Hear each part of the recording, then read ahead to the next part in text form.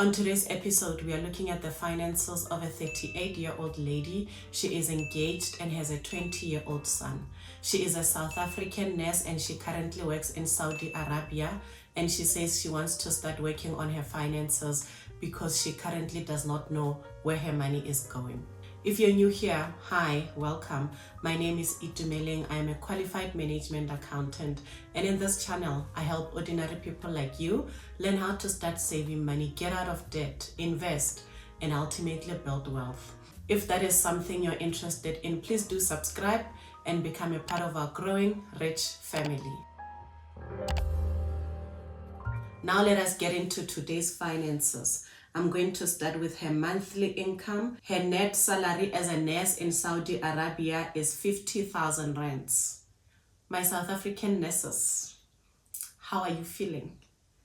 Are you packing your bags? Are you headed to Saudi as we speak? Look at what other countries are paying nurses out there. So she makes a stunning 50,000 rands as a nurse, and she has 2 rental units, one in Pretoria and one in Limpopo. These are apartments that she's renting out. The rental income on the Pretoria apartment is 8,832 rands. The rental income on the Limpopo property is 4,230 rands.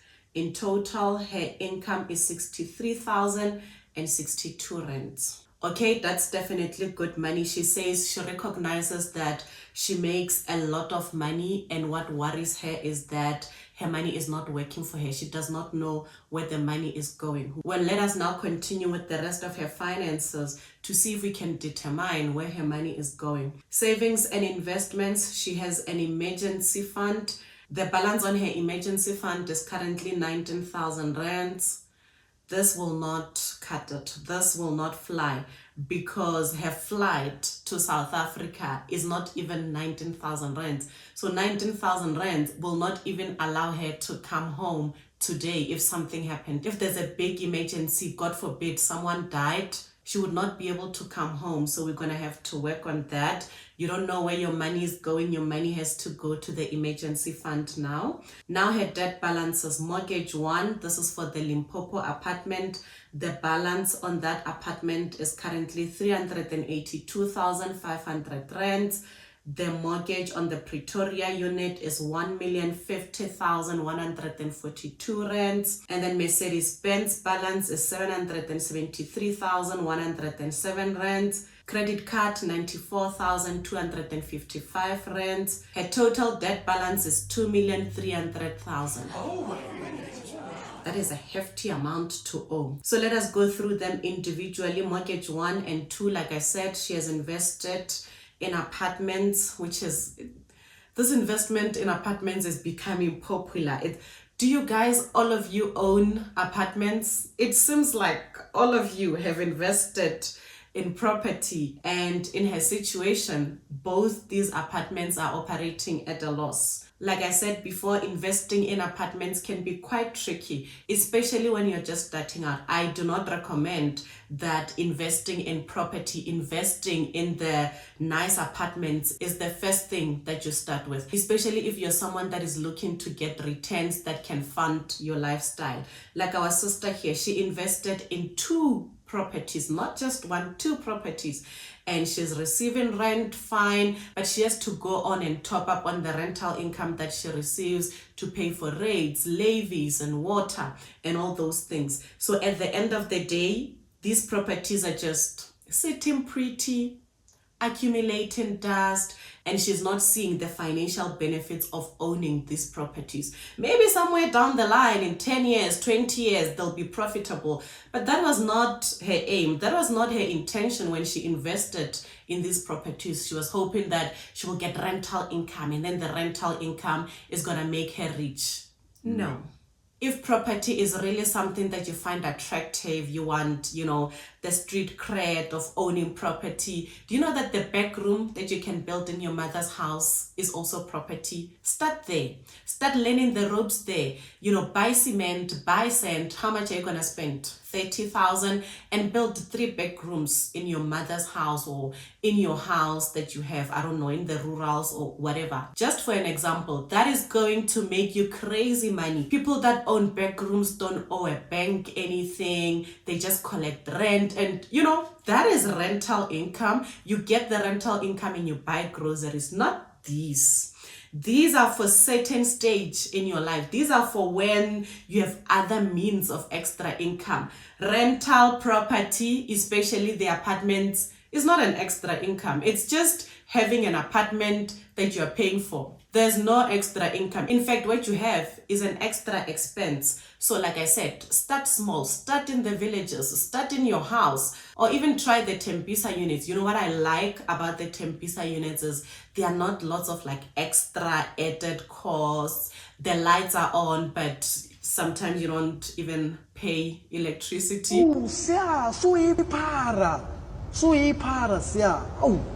Those ones you can make profit, you can make money. I know they don't look fancy, but you're still investing in property. You're still a property owner. So before you go on an estate and you invest a lot of money, consider starting small. If you're someone that stays in the villages, build a big room and let the Pakistan tech shop owners rent from you. I hope it's not bad to say Pakistan shop owners, because that's what they are. Let them rent from you and then they run their shop from you. People that own those kind of properties are making money. Then from there, once you've learned the ropes, once you know how to deal with tenants and other things, then maybe, just maybe, you can go to mid-rent and buy an apartment. But yeah, she says the Limpopo one does not bother her as much, but the Pretoria one, the top-up cost is more than she can handle. So she's currently considering selling it. And if she sold it, she will just be able to just close off the debt. I know they told you property appreciates, it does not depreciate. So she'll be able to cut her losses and just move on. She says that she and her fiancé are currently thinking of buying land and building bachelor units in the townships. That one I think could work. In fact, that is where you should have started. But not all is lost. You've learned your lesson. You've been a landlord before. So you'll be walking into the township units with a bit of experience. And then Mercedes-Benz. We owe Mercedes-Benz 733,107 rands. I said, okay, we owe Mercedes-Benz a lot of money. She said, I don't know. I wouldn't say it's a lot of money. I said, what? You don't think 800,000 is a lot of money? She said, no, you know, I'm not afraid of big numbers. Okay, tell me more about that. She said, you know, the thing is, this is my dream car. I love this car. So maybe that is why I don't see it as such a big amount. 800,000 is a lot of money. Because look at you, you have 19,000 in your savings account. You don't have 800,000.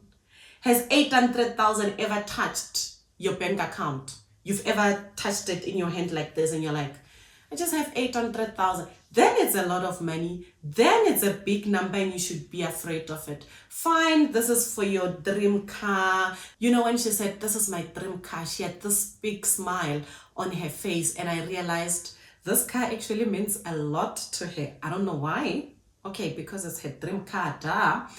But let's just agree. 800,000 is a lot of money because you don't even have 80,000. So 800,000 is a lot of money. Let's just leave it there. Now, you are in Saudi Arabia. Where is this dream car? She says it's in my mother's house. Doing what? Just parked under a tree. She says her brothers will drive the Mercedes-Benz around the yard at least once a week so that the battery can recharge. That's all. That's it.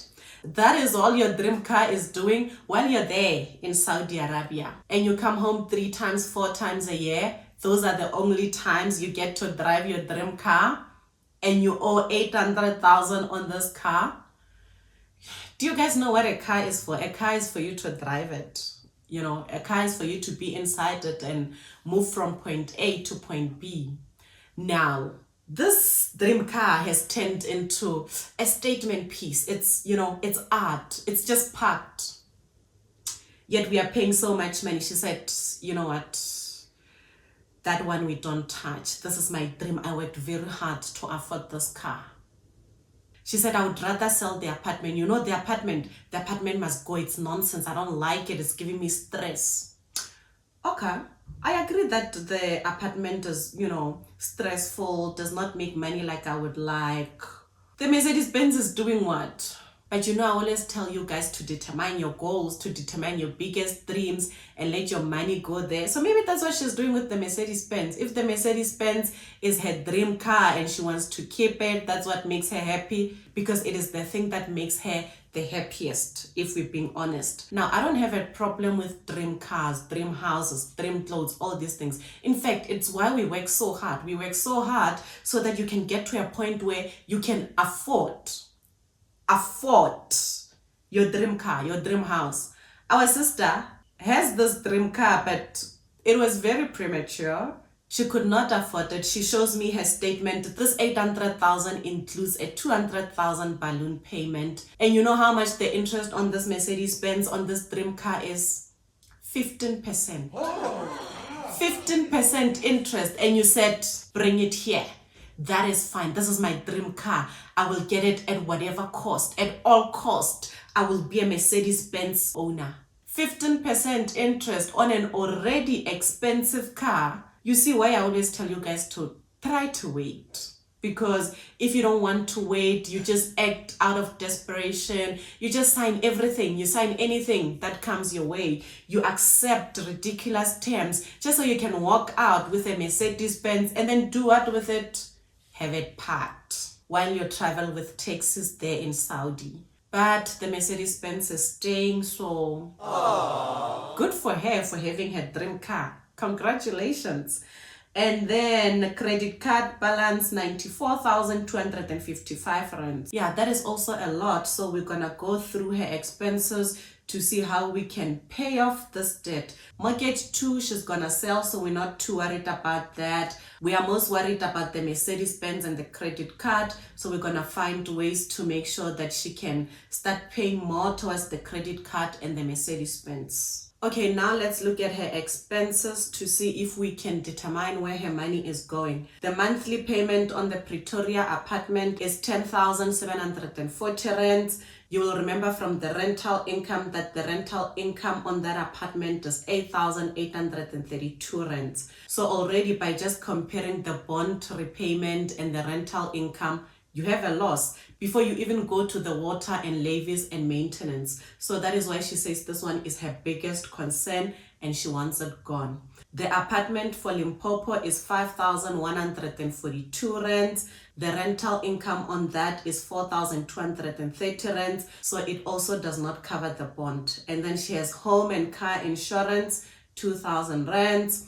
Water, 853 rands. Levies for both properties, 2,200 rands. And then her car payment is 10,000 rands for the Mercedes. And then tracker, 70 rands. Son's apartment, her 20-year-old son is in university. He has a bursary, but she has to pay for accommodation, and that is 9,000 rands. She did not invest in an education fund, so now she has to pay out of pocket 9,000 rands every single month for accommodation. If you still have not started your education fund for your kids, ask yourself, will you have 9,000 rands when the time comes? Even if you have it, this is money you could be spending on other things. So please get that education fund started. Your child is never too young to have an education fund. Son's data, 730 rands. And then Wi-Fi for her parents, 500 rands. Funeral cover, 359 rands. Life cover, 979 rands.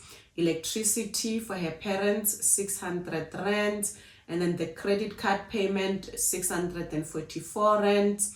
And then Saudi living expenses, 1,000 rands. the rent is quite powerful, that side. So she says she only needs 1,000 rands to cover all her living expenses. Her total expenses are 42,617 rands. Okay, let us go back to her income. Her income is 63,000.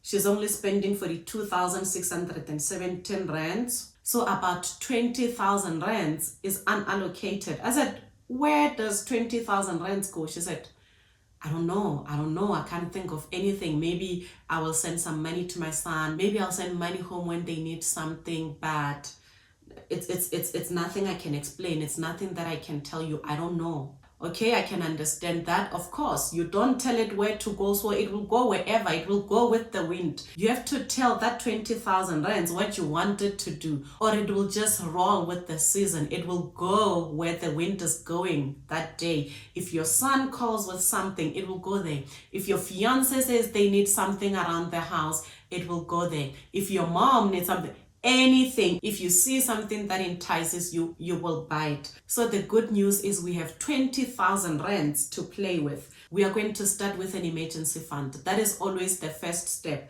I know other people are going to say, why start with an emergency fund when you have a credit card debt? Listen, you cannot start paying off debt when you don't have an emergency fund. What happens when they call her at home and they say something happened, you need to be here today? Now she will have to go back to a credit card.